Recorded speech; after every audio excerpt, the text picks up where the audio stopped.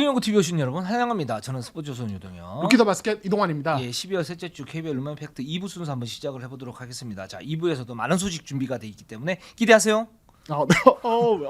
멘트 귀엽습니다. 네. 네. 제가 네. 요즘에 뭐 여담인데 뒤늦게 수우파이브 지금?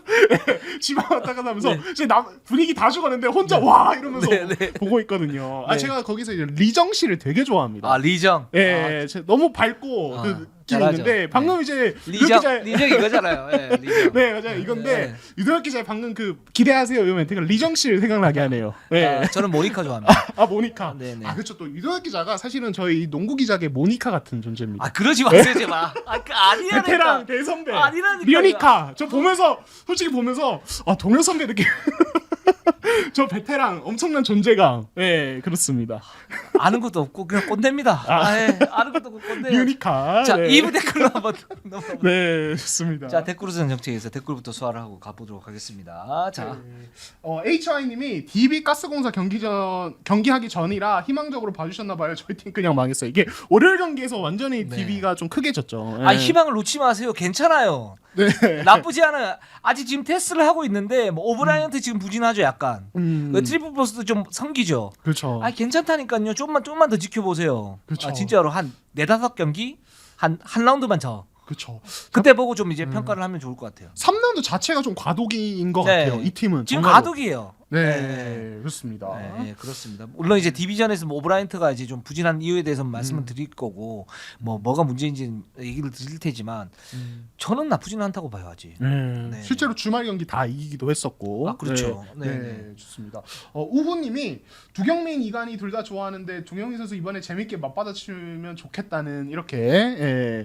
아, 두경민 선수가 살짝 묵직해졌는데 아, 너무 다큐 같아요. 요즘 다큐 같아요. 인터뷰를 하는 거 보면 그래도 예전에는 이륜농구 잘 보고 있어요. 우리 장모님이 좋아하세요. 뭐 이렇게까지도 얘기를 하셨는데 요즘에 보면 팀이 말이죠. 좀 힘들고요. 그런 점에서 제가 이런 부분을 갖다 노력하고 있고요. 이렇게 지금 나오니까 그렇죠. 거기에 대해서 농담도 못 걸겠고 이강인 선수도 사실 이제 두경민 선수에게 도발한 게 뭐 그런 부분 아닙니까? 그렇죠, 네, 그렇죠. 그렇죠. 약간의 장난스러움을 섞어서. 잘 봐, 뭐 네. 이런 느낌이잖아요. 네. 그러면 거기 이제 맞받아쳐 줘야지. 그렇죠. 아니, 사실은 그 주말에 토요일에 삼성전이니까 두경민 선수가 이제 인터뷰로 왔는데 제가 물어보려고 생각을 했었어요. 네네. 근데 이제 이렇게 좀 다른 질문 좀 먼저 나오고 이제 그거를 이제 더 이제 물어보려고 했는데 그 다음 날 KT전이었잖아요. 네. 예. 근데 이제 갑자기 KT전에 포커스가 맞춰지더라고요. 그래서 네네.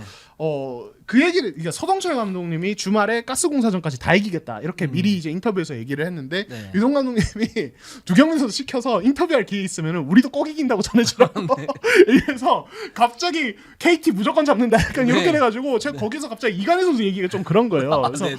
제가 좀 이제 주저해서 이제 좀 이제 안 했는데 자 다음 기회 있으면은 꼭 한번 물어보겠습니다. 이거 진짜 핫한 라이벌이기 때문에 그렇죠. 네 그렇습니다. 두경민 선수 다큐 조금 덜어내셔도 돼요. 여유 있게. 조금 더 장난스럽게 해도 이루는 거 보십시오. 우리가 뭐 진지한 얘기하지만 농담 많이 하지 않습니까? 그렇죠. 이렇게 가야 돼요. 그렇죠. 좀 약간 잡설이 많죠. 그럼 우리가 그 제시를 하고 있으니까 따라오시면 돼요. 따라와. 좋습니다. 팔로미. 예, 예. 폭풍 선배님이 네. 유현진 선수에 대해서 자세히 다뤄주세요. 이렇게 했는데 저희가 또 1부에서 네, 또 이제 좀 유현진 선수 얘기를 했으니까요. 네, 우리 첨가하시면 폭풍 선배님도 그 다큐적인 우리 자매프님. 그쵸. 아주 좋은 얘기 많이 해주시는데 네. 이번에도 그렇게 하셨는데 일부에서 저희가 얘기를 좀 많이 해드렸습니다. 네, 그렇습니다. 자, 그다음에 정창현님이 이동혁 기자님 DB의 김태형 통역님이 사수가 이동혁님이었다고 하는데 이게 이동혁 기자님이신가요? 이렇게. 아니죠. 예, 네. 동명이인이신가요? 네네네. 예전에 통역하시던 유동혁 그 통역님이 있었어요. 네, 있었고 외국인 선수에 대해서 굉장히 좀 정통한 그런 분으로 알고 있고 그래서 그 전찬진 감독 요쪽하고 요쪽 그리고 저쪽 김승희 감독하고 뭐 요쪽은 좀 친해요. 그래서 가끔씩 전화가 와요. 네. 예전에 그러면서 저한테 좀 감독님이나 아니면 그쪽에 이제 친한 어떤 그 코치 또는 전력 분석원이 갑자기 나하고 일면식 도는데 동혁이냐? 이렇게 전화가 와요. 그래서 처음에는 예 맞습니다 동혁인데요. 뭐 어쩌고 저쩌고 막 반말을 해요. 그래서 예 근데 저기 저는 그 부분은 잘 모르는데요. 그러면 이제 거기 이제 상대 쪽에서 금시 놀래요. 혹시 유동혁 예 유동혁 맞아요. 유 기자님 뭐 이래요.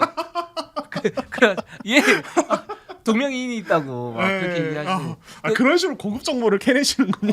예. 할라 그러다가 그거는 할라 그러다가 말았어요. 예, 말았는데 그 다음부터는 이제 또 가끔씩 전화가 와요. 막 1년에 한 두세 번씩 그렇게 전화가 와요. 그런 식으로. 그럼 아닙니다. 네, 저예요.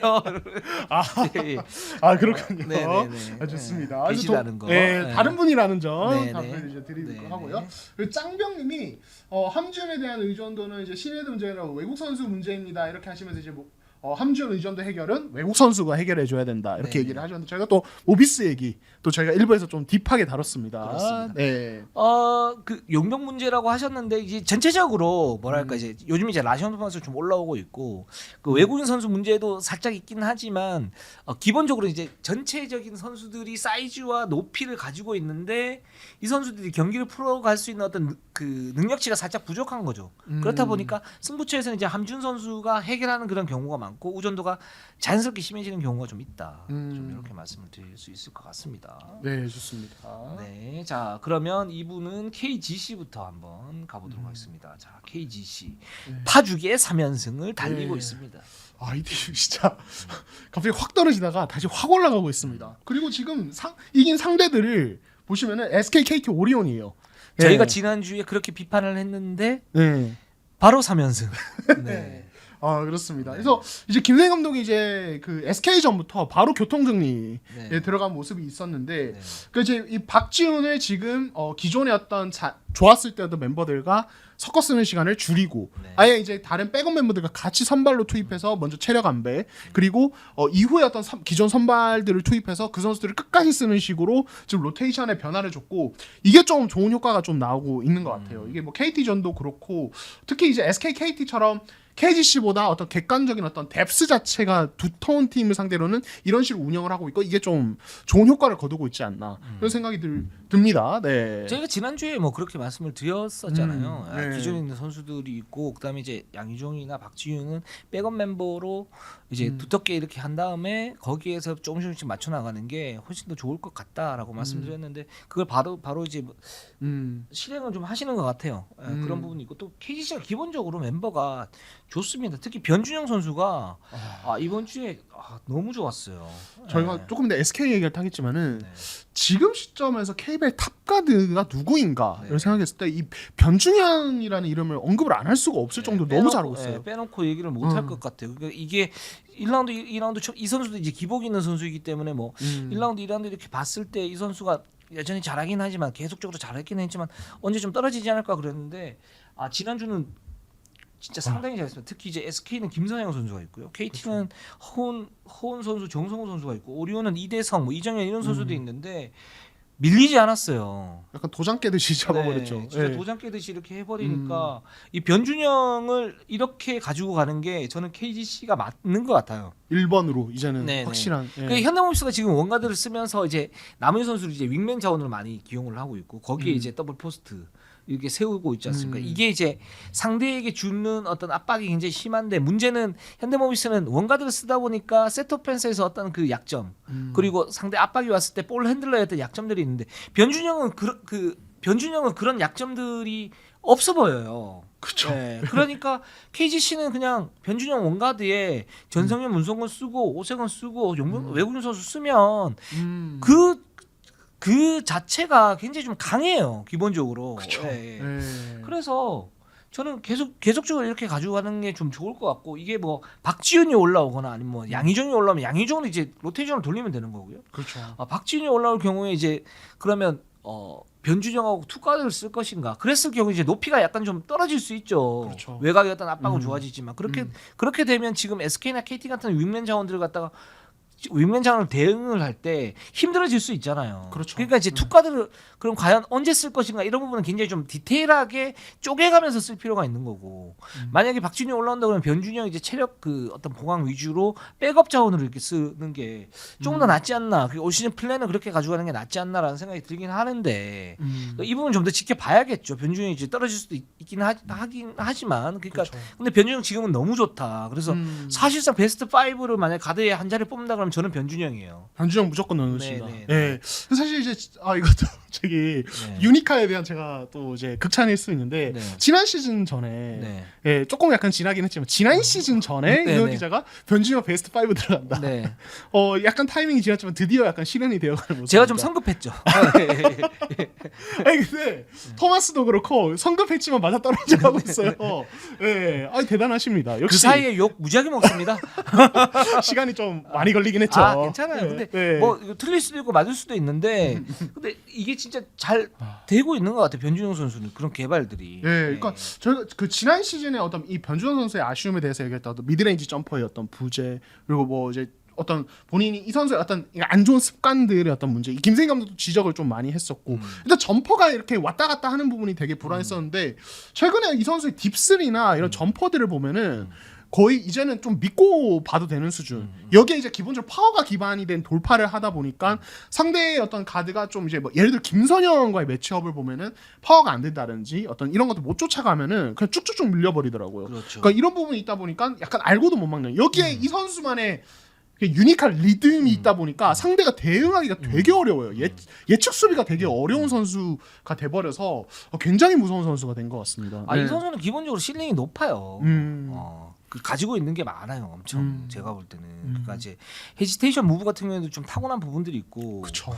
그리고 뭐 스텝백을 한다고 하는데 전 스텝백보다는 이제 정확하게 넣는 게 이 선수가 좀 더 이제 위력을 극대화할 수 있다고 봤던 게 뭐냐면 파워와 스피드, 높이를 갖추고 있잖아요. 그러니까 그렇죠. 이 선수가 림 어택을 해서 올려버리면 이 올리는 그 높이 자체가 예를 들어서 최준영이 올려놓거나 안영준이 올려놓거나 뭐 송교창이 올려놓거나 그거보다는 좀 낫겠지만 그런 어떤 위력을 가지고 있어요 이 선수가. 그렇기 때문에 그냥 자기가 가지고 있는 거를 발현만 시키면 이 선수를 막기가 상당히 좀 1대1로 막기는 좀 힘들다라는 좀 생각이 듭니다. 네. 네, 그렇습니다. 그래서 저희가 이제 또 얘기해야 될 게 이제 KGC가 지금 SK전 3전 3승입니다. 네. 그러니까 KGC처럼 어떤 뎁스 문제 아직 있고 아직은 좀 더 뭔가 돌아온 선수들 합을 맞춰야 되고 이런 이슈가 있는 팀이 SK만 만나면 날라다녀요. 2라운드 때도 그렇고 3라운드도 갑자기 팀이 확 떨어져 있다가 물론 이제 그 김세희 감독님의 어떤 교통정리와 맞물린 타이밍이 맞물린 게 있지만 SK를 그냥 이 경기에 110점 이상 넣었잖아요. 그렇죠. 그냥 화력이 말도 안 되는 수준이었습니다. 그래서 이 정도면 진짜 완전 찐천적이다 이런 생각도 들긴 하거든요. 네. 이게 지금 보니까 그 자밀원이 일단 매치업 상성이 KGC가 굉장히 극도로 좀 유리한 상황이 아닌가. 그러니까 이제 이때 스펠맨이 굉장히 활약을 많이 하는데 기복이 있는데 스펠맨을 활용하는데 수비에서 기본적으로 원희를 잘 막아요. 그 파워랑 높이에서 파워는 뒤지지 않고 높이는 압도를 해버리니까 원희 선수가 잘할 수 있는 미드레인지 공간에서의 어떤 그 공격이 스펠맨한테 많이 막혀요.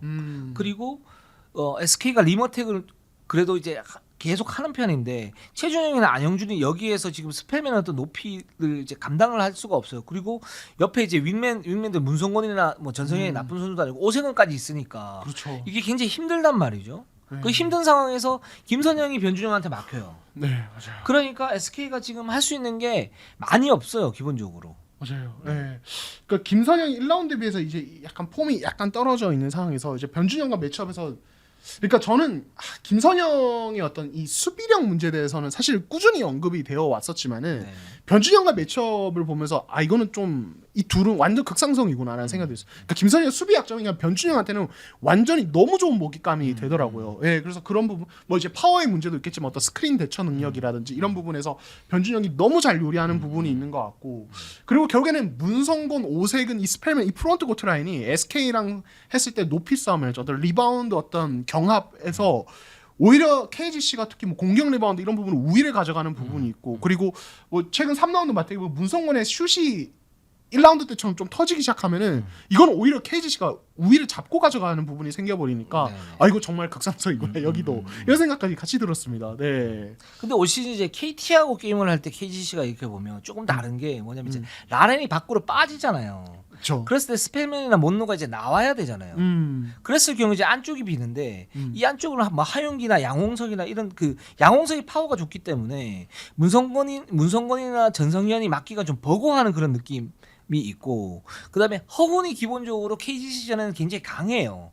강한데 이게 변준영이 성장을 하게 되면 어떻게 될지 모르겠지만 그 동안에는 그 작년까지만 해도 변준영, 이재도가 같이 이렇게 허훈한테 이제 맞대기를 신청하는데 허훈이 굉장히 빠른 어떤 민첩성 그걸 가지고 뭔가 좀 더 압도하는 그런 느낌이 있었었거든요. 이제 그렇기 때문에 KT하고 할 때 KGC가 좀 이제 부족한 부분이 있었었고 그런 이제 어떤 천적 관계가 좀 형성이 좀 되는 게 아닌가라는 생각이 듭니다. 네, 좋습니다. 그래서 KGC 인삼공사는 지금 반등에 성공을 했고 지금 14승 9패로 3위를 달리고 있다. 근데 아직까지 이제 그러면 앞으로 스펠맨의 어떤 그 모습들, 그러니까 이게 여전히 좀 문제인 게 뭐냐면 스펠맨을 공격을 할 때 그 상대 팀 동료의 어떤 합을 맞추는 그런 케미가 여전히 부족해요. 근데 이게 이대로 가지고 가면 플레이오프 때 어떤 약점이 될 수 있거든요. 그렇죠. 특히 이제 오리온전에서 승리 갖다 거두긴 했지만 그 오리온전과의 경기에서 이제 머피 할로웨이와 이제 붙여놓으니까 뭐 할로웨이도 운동량이 이런 부분이 떨어지니까 이제 스펠맨이 외곽에서 이제 겉돌면서 슛을 쏘는데 이 슛이 그렇게 효율적이지는 않잖아요. 그렇죠. 이제 그런 부분이 흐름이 이제 넘어가는 그런 모습들을 보이는데 이 부분을 어떻게 좀 더 깎아야 되는데 더 깎고 디테일하게 맞추고 조이고 기름칠 해가지고 딱 맞춰야 되는데 그 부분이 지금 될까? 요 부분은 좀 지켜봐야 될 것 같아요. 네, 좋습니다. 네. 자, 이제 오리온으로 가보도록 하겠습니다. 네, 오리온이 지금 DB에게 20점 차로 패했고 인삼공사한테 또 패했습니다. 네, 현재 11승 12패 4위인데요.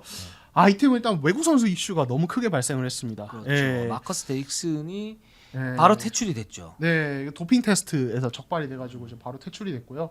이게 이제 평소에 복용해오던 이제 신경 안정제가 네. 이제 문제가 되면서 이게 뭐 국내법과 미국법이 좀 뭐 다르다 뭐 이런 얘기도 있고 그래서 일단은 오리온이 외국 선수를 새로 알아보고 있는 네. 이런 상황이고 라둘리츠가 이미 출국을 했기 때문에 네. 새 외국 선수가 올 때까지는 일단은 머피 할로웨이 1인 체제로 지금 오리온은 버텨야 되는 그런 상황입니다. 네, 네, 그렇습니다. 그래서 KBL 경영자 2명을 보고 있는데 뭐 제임스 메이스 같은 선수들 예, 얘기가 나오고 있죠. 네, 얘기가 예. 나오고 있고 그래서 오리온 입장에서는 지금 이 데릭슨 퇴출은 작년부터 이렇게 외국인 선수 이렇게 고르는 게 지금 오리온이 굉장히 배드 초이스를 하고 있는데 좀 안타깝네요. 네, 그렇습니다. 일단 지금 이제 또 오면은 와서 또 10일 격리를 해야 되고 그렇죠. 그 후에 몸 상태 올리는데 한 2, 3주 사실은 네. 길게 봤을 때 걸리고 네. 그러면 사실은 이제 거의 올스타 휴식기까지는 거의 사실은 정상 전력으로는 못 치른다고 봐야 네. 되거든요. 이거 할로웨이도 가중이 이제 부담이 좀 심해질 거고 그렇죠. 부담이 가중될 거고 네.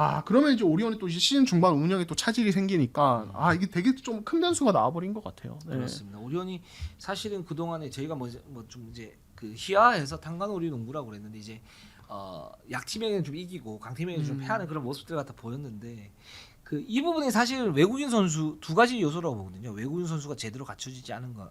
그래서 국내 선수들이 맹활약함에도 불구하고 외국인 선수 뒷받침이 안 되기 때문에 전력이 비슷하거나 뭐 그 조금 떨어지는 팀한테는 지고 뭐 그렇지 않은 팀들한테는 승리를 거두고 이런 이제 공식들이 왔었었고 또 두 번째는 지금 여전히 이제 전술이 좀 부재해요. 이 팀이 단조롭죠. 단조롭죠. 그러니까 이제 전술이 없는 건 아닌데 효율적이지 않아요. 이 팀 이렇게 보면. 그러니까 이제 이대성 선수가 최근에 보면 미드레인지 게임이 좋아지면서 그 어느 정도 버팀목을 하고 있지만 그게 이제 경기의 지배력으로 온전히 이제 가중되는 그런 상황들은 아니고 지금 KG 시절은 사실 승리를 거둘 수 있었는데 기본적으로 이제 그 4쿼터 중반까지는 굉장히 좀 잘했지 않습니까? 그렇죠. 근데 이렇게 보면 거기에서 어떤 그 문제점들이 노출이 돼요. 첫 번째는 스펠맨을 막을 때 보통 타 팀들이 지금 스펠맨을 어떻게 막습니까? 국내 선수 붙이고 외국 그렇죠. 선수가 헬프 가는 그렇죠. 요거 많이 쓰고 있죠 아직도. 그렇죠.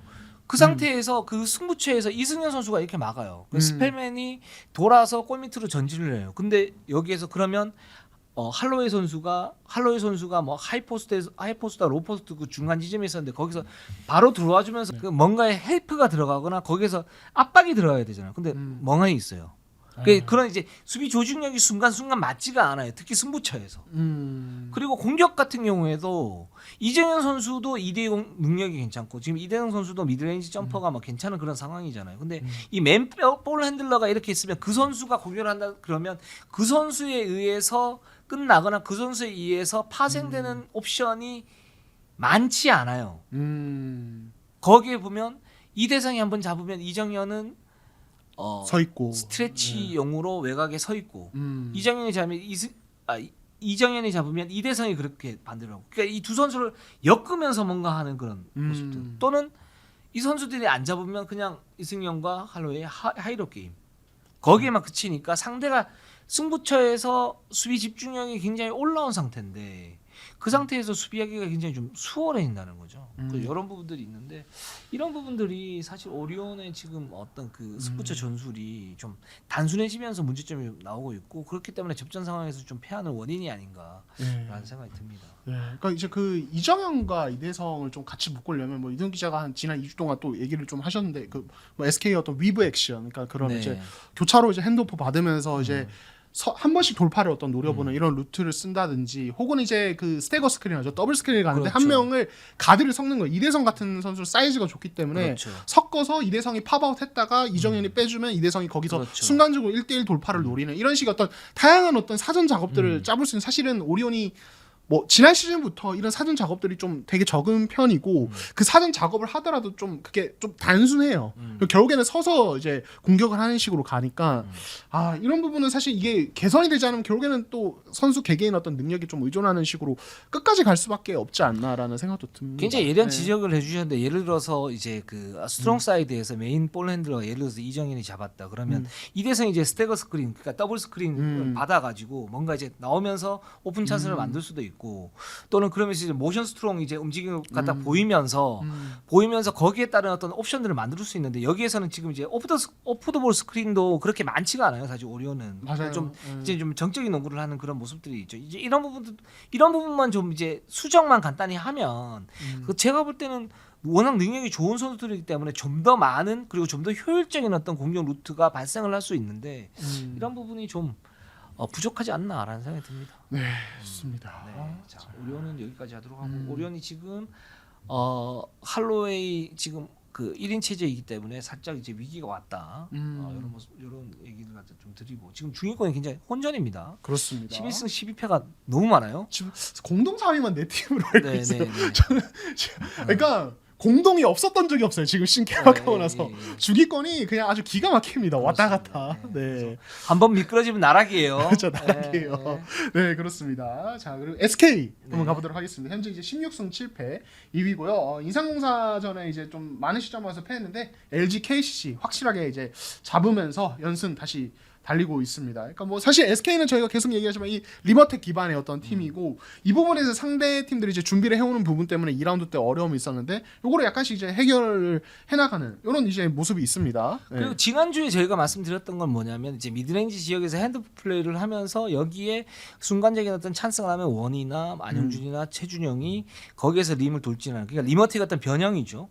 이런 부분에 대한 플랜 B를 갖다가 마련해 갖고 그 자그마한 변화가 SK의 그 우직한 어떤 리머텍의 어떤 약점을 보완을 하면서 상대 수비를 갖다가 좀 허무는 그런 모습들이 있었고 또 두 번째는 김선영이나 안영준이 제가 볼 때 미드레인지 지역을 어느 정도 공략을 좀 하는 것 같아요. 그런 비중을 갖다 좀 높이고 있는데 이 부분도 저는 좀 바람직한 게 아닌가라는 생각이 들고 그 SK가 할 수 있는 부분들은 지금 제가 볼 땐 다 하고 있어요. 다 하고 있다. 할 수 네. 있는 것들은. 네, 그렇습니다. 사실 뭐 이 팀이 로스터 구성상 3점이 강점이 될 수는 없는 팀이에요. 그렇죠. 그러니까 뭐 전문 3점 슈터가 없는 것도 없는 거지만 전체적인 선수들 어떤 3점 안정성이 그렇게 높은 팀은 아니란 말이에요. 그렇죠. 예. 허일영 선수가 있는데 허일영 선수는 아주 좋은 3점 슈터예요. 3점 네. 슈터인데 근데 이 선수가 이렇게 들어가면 SK의 어떤 그 리머텍의 기본은 트랜지션이잖아요. 그렇죠. 이런 트랜지션이 살짝 느려지기 때문에 거기에 대한 어떤 딜레마들이 조금 있어요. 그렇습니다. 네. 예. 그래서 허일영 선수를 전면에 내세우지 못하고 순간순간 케이스 바이 케이스로 이제 투입하는 그런 전신의 감독의 용병수를 볼 수가 있는데 이런 이제 그 고민이 있다 이렇게 말씀을 갖다 드리고요. 네, 좋습니다. 그리고 이제 그 저희가 뭐 아까도 얘기했지만 KGC와 SK 경기에서 네. 이제 이 김선영, 변준영의 어떤 매치업에서 되게 재밌는 장면이 있었습니다. 아. 네. 네. 그러니까 변준 선수가 볼을 좀 핸들링하면서 이제 뭔가 아이솔레이션을 하려고 하니까 김선영 선수가 자세를 딱 낮추면서 와라. 들어와 봐라. 근데 참 근데 이런 거 많이 나와야 되잖아요. 저도 그 얘기해요. 그러니까 사실은 불과 몇 년 전만 해도 이런 장면 저는 상상하기 힘들었거든요. 네, 이게 네. KBL에서 이런 장면 볼 수 있나 상상을 못했는데 이제는 나오기 시작하는구나. 그러니까 선수들끼리 뭐 인터뷰로도 뭐 이관희 두경민 선수처럼 도발을 하고 코트에서도 서로 세레모니를 하고 이런 장면들이 이 KBL 어쨌든 인기를 좀 끌어올리는 요인이 되고 있지 않나. 저는 정말 재밌었어요 이 장면 보고. 그렇죠. 저도. 그리고 나중에 알았는데. 그 김선영 선수가 이제 중고참 아닙니까? 그렇죠. 그 고참들이 먼저 이제 까야 돼요. 먼저 해야 돼. 그런 분위기를 만들어줘야 그렇지. 돼요. 네, 먼저 해줘야 돼. 처음에 우리가 뭐 예를 들어서 야자 타임 할 때 그 고참들이 말로 오세요 이러면서 이제 선방을 날려줘야 되는 거잖아요. 그렇죠. 풀어줘야 이제 하는 거잖아요. 할 수 있죠. 김선영 선수 칭찬합니다. 그렇습니다. 또 뭐 이제 별개의 얘기지만 김선영 선수가 인성이 정말 좋은 선수거든요. 이 선수가 그렇죠. 정말 착한 선수다 보니까 또 이제 뭐 후배들에 대한 애정도 강하고 국가대표도 오래 하고 그렇죠. 이러다 보니까 뭐 요즘에 여담이지만은 저희가 자꾸 스우파 얘기를 하는데 KBL은 스불파 컨텐츠 아세요?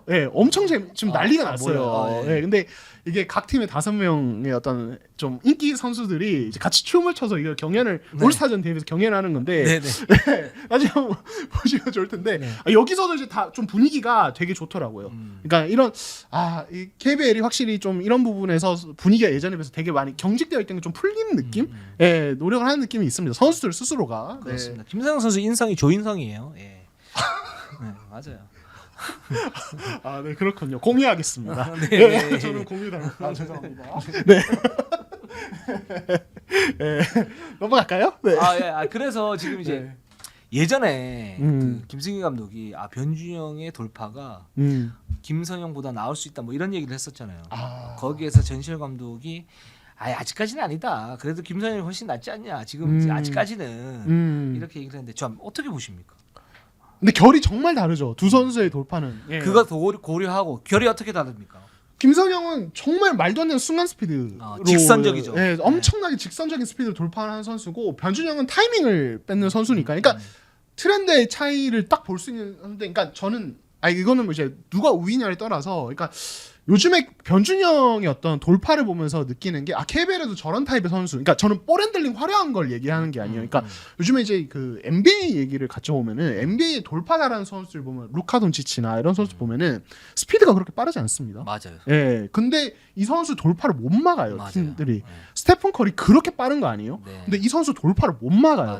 왜냐면은 이 선수를 타이밍을 가지고 농구를 하거든요. 그리고 현대 농구는 그러면서 어떤 타이밍을 뺏는 어떤 싸움이라고 생각을 해요. 유로스텝 같은 기술들이나 이런 것들이 계속 발전하는 게, 그러니까 상대의 움직임을 역으로 이용하는 어떤 타이밍, 거기에 파워, 그리고 어느 정도의 스피드가 겸비가 되면은 정말 좋은 돌파를 만들어낼 수 있는데, 그런 부분에서 변준영이 좀 KBL에서 현재로서는 유일무이한 스타일인 것 같아요. 그러니까 김세환 선수는 정말 알고도 못 따라가는 스피드가 있고, 변준영은 요즘의 트렌드의 어떤 리듬을 통해서 상대의 어떤 수비를 그냥 제껴버리는, 이렇게 서 있는데 갑자기 확 들어가는 이런 거 있잖아요. 그러니까 이런 부분에서 변준영의 돌파는 되게 트렌디하다고 생각을 하고, 근데 전성기 김선영과 비교하면 아직은 그 정도까지는 아니다.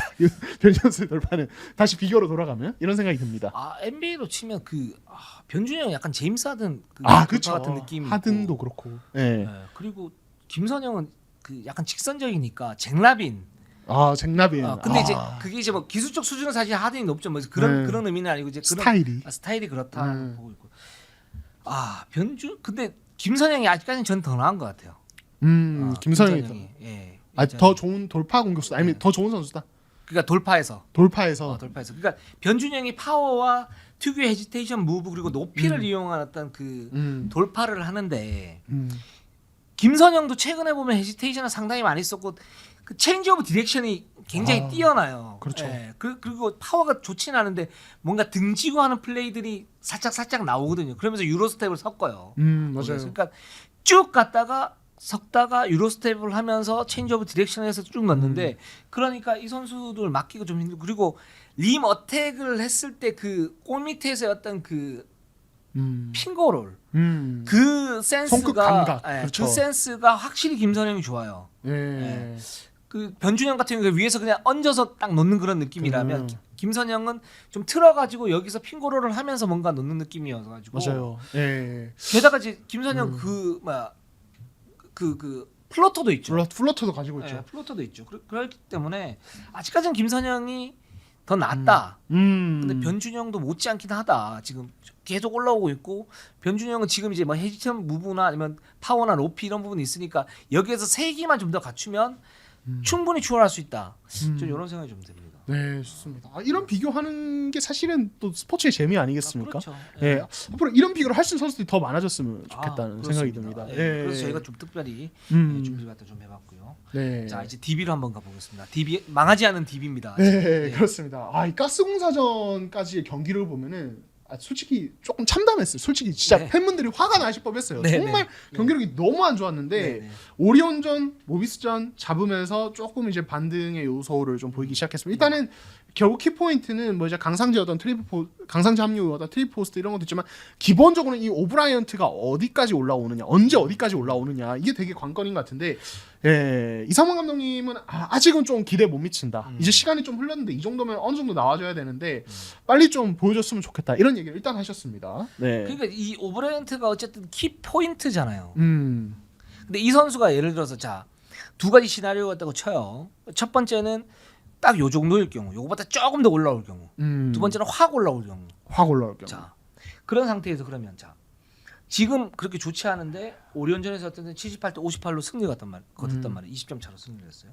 모비스에게 78대 72로 승리했어요. 물론 현대모비스의 어떤 경기력이 좀 떨어지긴 했지만 어쨌든 힘싸움에서 밀리지 않으면서 승리 갖다 거뒀단 말이죠. 그렇죠. 근데 가스공사한테 패했어요. 이때는 오브라이언트를 테스트를 엄청 시켰어요. 이상범 감독이. 맞아요. 네. 한 경기를 좀 버리고 테스트를 해본다라고 생각할 수 있을 정도로 그렇게 했단 말이죠.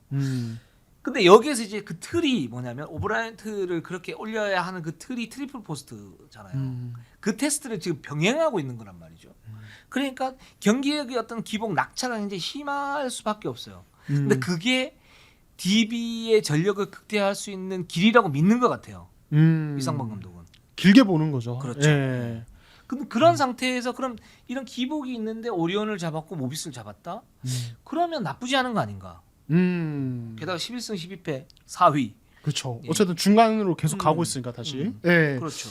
예. 그러니까 사실은 그런 테스트를 하면서 사실은 너무 져버리면 이거는 되게 위험한 거죠. 그러니까 결국에는 이거 실험이고 뭐고 일단은 다시 꽉 잡자. 벨트 꽉 잡자. 그러니까 이렇게 되는 건데 어쨌든 승수를 쌓는 거는 저도 좀 의미가 있다라는 생각이 들고 다만 이제 오브라이언트가 이제 결국에는 이 쓰임새가 어떻느냐를 이제 계속 이제 좀 길이 가게 되는데 여전히 조금 이제 외곽에서 조금 약간 겉도는 느낌 점퍼 그렇죠. 위주로 미드레인지에서 이제 어떤 뭐 제가 표현이 좀 그랬을 때 깔짝깔짝대는 점퍼들 위주로 가고 뭔가 아직 국내 선수들과 뭔가 시너지가 나는 장면이 없단 말이에요. 근데 이게 제가 봤을 땐 그런 어떤 장면의 세팅 자체가 아직 안 되어 있는 것 같아요. 이 부분이 맞춰가야 되는 부분이라서 그래서 이거를 언제부터 본격적으로 가동할지도 저는 궁금하고 아직은 좀 지켜볼 부분이 되게 많이 남아 있는 것 같아요. 이상범 감독도 일주일 전에 그런 얘기를 했었거든요. 오브라이언트 아직 몸이 안 올라왔기 때문에 그런 뭐 그 스크린 플레이한 허움과 2대 이런 걸 지금 할 단계가 아니다. 일단 자기 플레이를 하게끔 만들어 놓고 근데 이제 그 시점이 어느 정도 왔어요. 말씀하신 대로 그죠? 그렇죠. 왔는데 거기에 대한 이제 몸 상태가 안 올라오니까 이상범 감독이 이런 얘기를 한 거예요. 그러니까 지금 좀 고민이 된다 이렇게 얘기를 하는 것 같아요. 그래서 1주에서 2주 정도 더 지켜봐야 될 것 같고 이 부분은. 그렇죠. 그러면서 제가 볼 땐 감각은 있는 선수 같아요. 그래서 어떤 세팅을 갖다 해놓으면 좀 더 효율적일 수 있는데 문제는 몸 상태죠. 이게 슈팅 밸런스 그다음에 골 밑에서 어떤 골밑 싸움, 몸싸움 이런 부분들이 다 연관이 되는 문제니까. 그리고 거기에 덧붙이면 트리플 포스트의 핵심도 오브라이언트예요. 그렇죠. 예. 물론 레나드가 잘해주고 있고 강상재가 제가 볼 땐 나쁘지 않고 김종규는 언젠가 올라올 거고 이 부분이 어떤 걸로 연결이 되냐면 허웅 선수 우전들을 떨어뜨리는 걸 또 연결이 돼요. 그렇죠. 예. 허웅 선수는 제가 볼 때는 4쿼터 했던 클러치는 있습니다. 확실히 좋아요. 근데 이거를 1, 2쿼터에 남발하면 안 돼요. 그거를 좀 잘 이렇게 가다듬었다가 4쿼터에 폭발을 시켜야 되는데 그렇죠. 그 작업을 지금 좀 잘하고 있고 트리플 포스트도 그 작업을 하기 위한 어떤 밑밥 깔기 같아요. 네. 이 트리플 포스트를 전체적으로 가지고 가면서 4쿼터의 임팩트를 딱 줘야 될 때 호응이 딱 들어가서 줘버리는 그래야 강팀을 이길 수 있는 그런 그 작업들이 그 기틀들이 마련이 되니까 이제 그런 부분들을 계속 테스트하고 있는 것 같은데 이 부분에서는 변수가 있을 수 있죠. 오브라이언트의 몸 상태도 그렇고 뭐 김종규가 좀 더 올라와야 되고 또 강상재하고 어떤 합도 맞춰야 되고 또 외곽에서 김현호, 허웅 이런 선수들 돌리면서 뭔가를 맞춰야 되고 이제 이런 부분을 계속 지금 계속적으로 하고 있는 것 같아요. 네. 저는 이제 방금 이동욱 기자님 말씀하신 부분에서 이제 이렇게 해야 강팀을 이길 수 있다고 판단한다는 부분이 되게 중요한 포인트인 것 같아요. 그러니까 지금 그럼 DB는 왜 굳이 3번을 한 번도 안 해본 네. 몸까지 다시 만들어서 뛰어야 하는 강상재를 자꾸 3번으로 쓰려고 할까? 네. 지금 위에 있는 강팀들이 그런 높이를 다 갖추고 있기 때문에. 그렇죠. 그러니까 이상강님이 그냥 6강을 원한다면 사실은 그런 무리수를 시즌 중에 상무에서 전역한 선수를 써서 줄 필요는 없습니다. 사실은 네, 네. 그렇게까지 할 필요가 없어요. 예, 당장의 어떤 눈앞의 승수를 챙기면서 안정적으로 6강을 가도 되는데 길게 봤을 때 이제 더 높은 것을 보니까 SK, KT, KGC 같은 어떤 높이가 갖춰진 팀이 타겟이라면은 사실은 어쨌든 강상재가 3번으로 뛰는 이 트리플 포스트의 활용도가 있어야 되고 이 활용 시간이 어느 정도 잡혀야 된다. 그래야 그들과 싸우면서 경쟁력을 가지고 기본적으로 트리플 포스트를 높이 맞춰주고 허웅이 어떤 이 득점력은 1, 2라운드 통해서 이제 어느 증명이 됐잖아요. 에이스급이 될 수 있다는 거. 그럼 이걸 이제 결정적인 순간에 폭발시키면서 그들을 잡을 수 있는 힘을 만들 수 있으니까. 그러니까 DB가 이런 테스트가 3라운드 내내 계속되는 것은 결국에는 우승을 원하기 때문이다. 정말 크게 보기 때문이다라는 생각도 들긴 해요. 사실. 플레이오프에 맞춘 전술이 이렇게 가야 될 것 같아요. 제가 볼 때는 뭐 좋은 방향 같아요. 좋은 방향이다. 네, 좋은 방향 같아요. 그래서 이게 실패할 수 있지만 실패하더라도 어떤 힘이 좀 생기는 거고 성공하면 대박인 거고. 네. 그렇게 되면 이제 DB가 플레이오프에서는 굉장히 다크호스가 될 수도 있는 거고. 그렇지 않으면 이제 6강, 4강 싸움은 4강 싸움에서 떨어질 수도 있는 거고. 요런 어떤 그 기로에 서 있는 거 아닌가라는 생각이 들고 이 트리플 포스터가 만약에 오브라이트가 올라와 가지고 뭔가 이제 틀이 확 잡힌다 그러면 4라운드, 5라운드, 6라운드 치르면서 뭔가 경기력이 올라갈. 그러면서 거기에서 이제 또 KT나 SK나 뭐 KGC나 이런 그 현 시점에서 그 강팀들을 위협할 수 있는 그런 진짜 힘이 생기는 거죠. 그렇죠. 네. 네. 그럴 것 같습니다. 네. 다크호스 같은 느낌이 계속 드는데 뭔가 네. 아직 힘을 다 발휘 못하고 있는 네, 네. 지켜보도록 하죠. 그래서 네. 제가 볼 때는 현대모비스도 그렇고 지금 DB도 그렇고 뭔가 웅크려 가지고 플레이오프에 뭔가 초점을 맞추는 듯한 그런 느낌이 있어요. 네. 그러니까 시즌 전에 이 두 팀을 거의 6강권 안팎에 계속 왔다 갔다 이제 예상하면서 네, 저는 네. 떨어진다고 해가지고.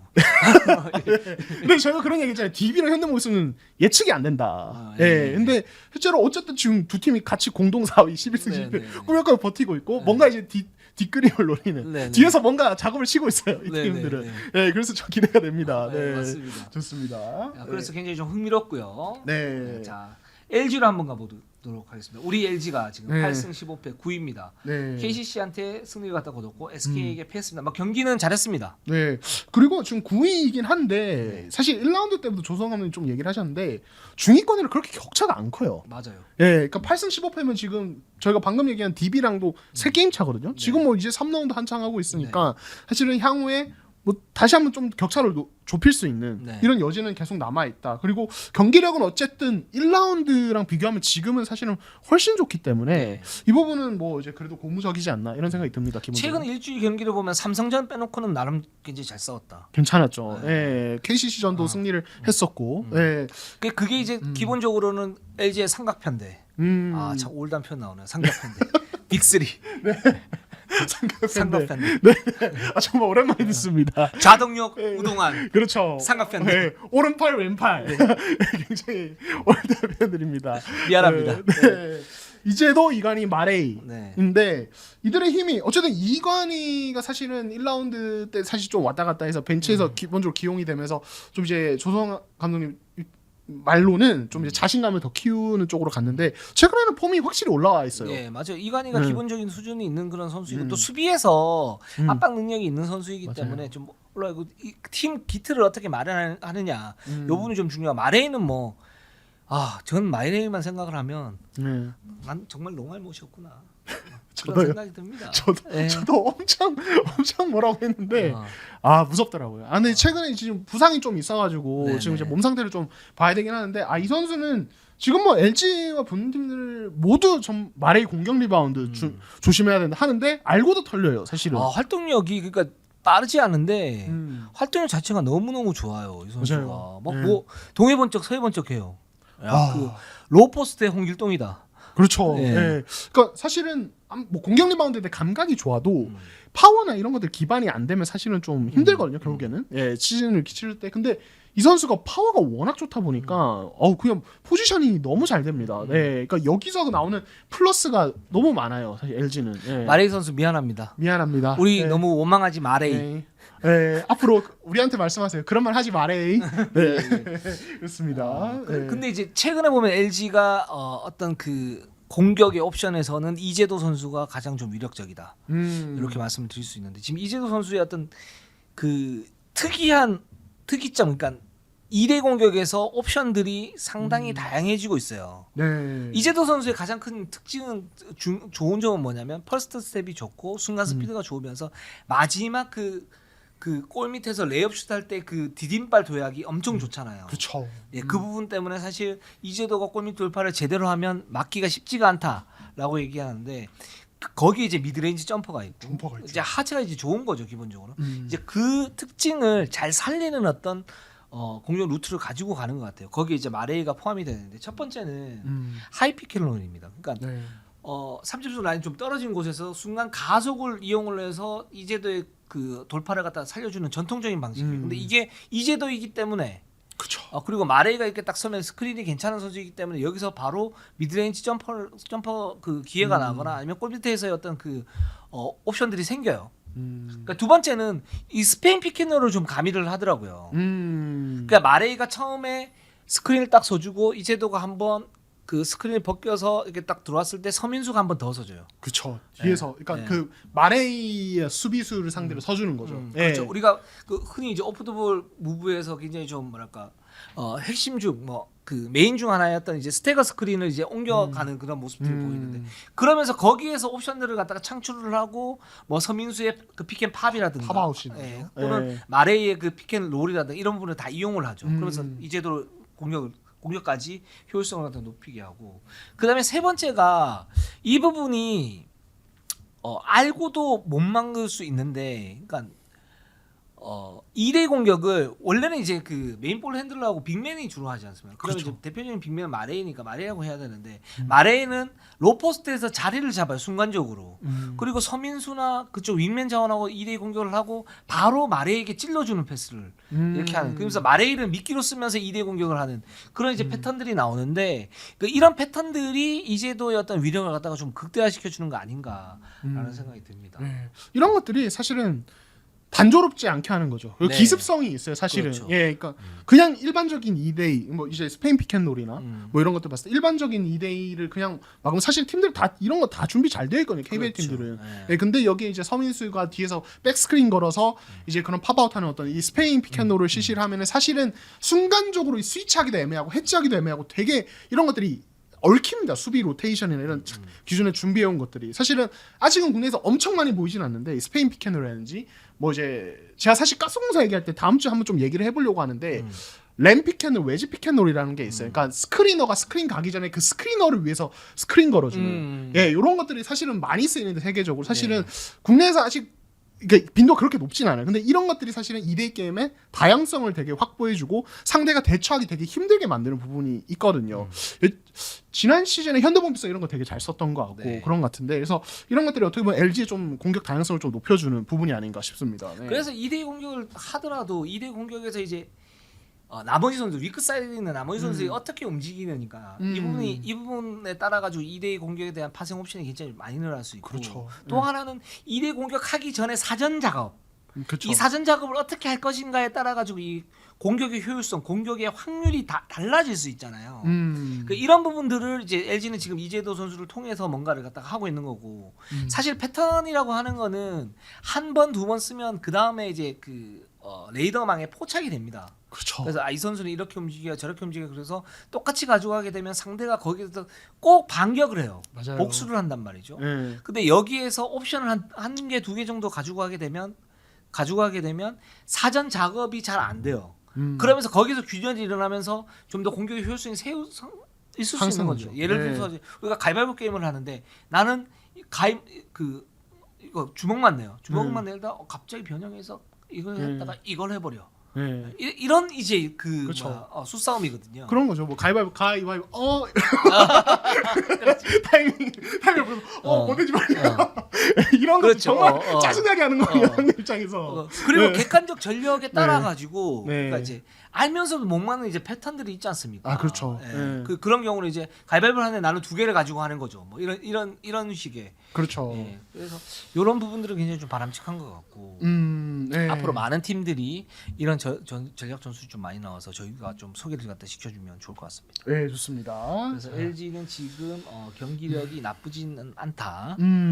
그리고 빅3가 좀 더 견고해지고 있는데 근데 삼성 만나서 지난번에 진 거는 좀 아쉬웠어요 많이. 네, 그렇죠. 그리고 또 오늘 붙습니다. 저희가 촬영한 오늘 제가 또 갑니다. 창원으로 네. 가는데 지금 이강인 선수가 벼르고 있을 거거든요. 네. 네, 지금 잠실 가서 2번 다 졌어요. 네. LG가. 그래서 뭐 사실 삼성 전력이 정상적이진 않지만 이것도 설마 또 지면 이건 정말 이상한 천적 관계가 또 만들어지기 그렇죠. 때문에 네. 또 흥미롭지 않나 싶습니다. 알겠습니다. 자, 2부 순서는 여기까지 하도록 하겠습니다. 자, 네. 우리는 항상 최선을 다하겠습니다. 자, 네이버 유튜브 구독 좋아요, 알람. 감사합니다.